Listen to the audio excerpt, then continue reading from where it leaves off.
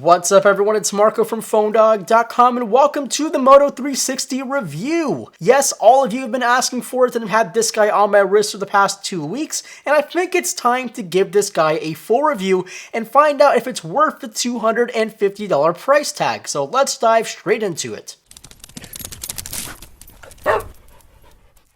The Moto 360 is Android Wear's first available circular Android Wear device. The only other competitor is going to be called the LG G Watch R, which is currently not available at the time of recording. But one big difference between the 360 and the G Watch R is the 360 basically has no bezel, or almost, but we'll get to that in just a little bit. First, let's start out with the specs. The Moto 360 comes in at 1.56 inches wide and 11.5 millimeters thick. It weighs less than any other watch I've ever owned in my life, and it's made out of great stainless steel with this black model receiving an anodization treatment, and it also looks like the chamfer team from Apple has moved into Motorola's headquarters and given the 360 some shiny edges. But I can't knock on it because this is one good looking watch, plus it has an IP67 rating, so it's a good looking watch that hopefully will stay good looking and working even if it does get a little hammered. The 360 has a microphone on the side plus this really cool looking back which houses your heart rate monitor and your wireless charging plate. On the inside you'll find a TI OMAP 3 processor, which is unlike any other Android Wear device which usually run a dual-core Snapdragon processor. You'll also find half a gigabyte of RAM, 4 gigabytes of built-in memory, and a 320 mAh battery. And to top it all off, it runs Android Wear software version 1, which means it functions exactly the same as all the other Wear devices. The screen resolution, unlike the usual 320 by 320 for Square devices, is 320 by 290, which is actually worse than all the other displays.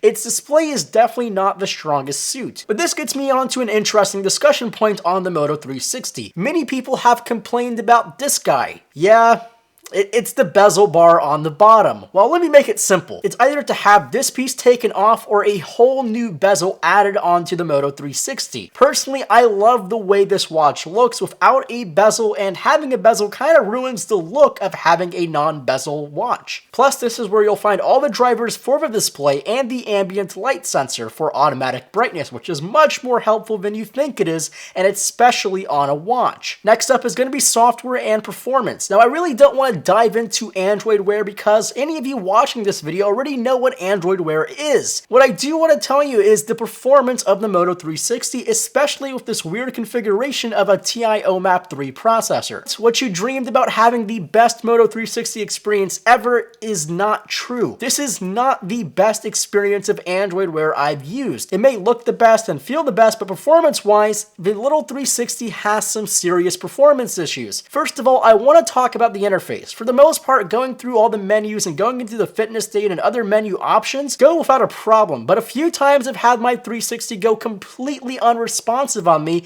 and the only way to cure that problem was a soft reset, or basically restarting your Moto 360. Next, the voice commands via Google Now. Now, Google Now works well, but you almost don't know when to speak sometimes. Sometimes the prompts come up after Google Now has listened, sometimes the prompt doesn't come up at all, and sometimes it takes a good 10 seconds for it to recognize what you've said. Again, this does not happen all the time, and most of the time it's pretty flawless, but it has happened more than a few times the past couple weeks. And next up is going to be battery life on the Moto 360. First, let me make something absolutely clear. Those reports claiming the 360 needing to be recharged twice daily are absolutely not true. If you use the Moto 360 like a normal person, which means receiving notifications, sending a few hangout messages via voice, you'll get a little over a day on one single battery. I usually come home with around 30 or 40% of battery left. And the process of charging the 360 back up at night is as easy as it could be. Motorola supplies this really great looking wireless charging dock which plugs in via micro USB, and you simply drop the 360 on top of it and there you go. It's magnetic and it charges your Moto 360. So the Moto 360, is it the best Android Wear device?